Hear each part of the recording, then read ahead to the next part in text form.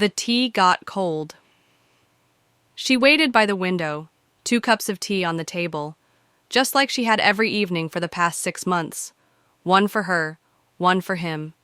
Even though he hadn't come in a long time, the tea always got cold.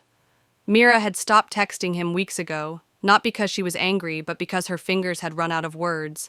There's only so many "Where are you?" or "Did you eat?" messages a heart can send before it begins to whisper, maybe he doesn't care anymore. But today felt different. Maybe it was the way the rain was falling, or how the clock ticked just a little louder, or maybe, deep inside, her heart still had one last hope left. And then the door clicked. She turned slowly, almost afraid to believe it. He stood there, drenched from the rain, his shirt clinging to him, his eyes hollow, but searching for her. "Hi," he said. She didn't respond right away. She didn't move either, just stared. "I know I'm late," he added, stepping inside. "Too late, maybe. But I couldn't stay away anymore."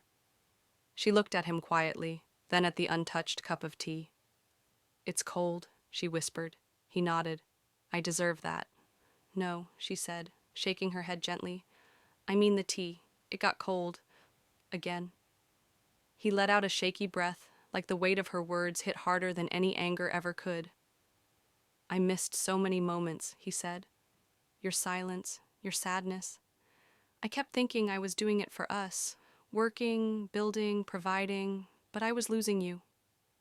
Tears welled up in her eyes, but they didn't fall. "You didn't even notice I stopped waiting at the gate." "I noticed," he said. "That's when I realized I'd already lost you, and I don't want to be someone you stop waiting for." They stood in silence, heavy, honest, real. Then, without saying a word, she walked into the kitchen.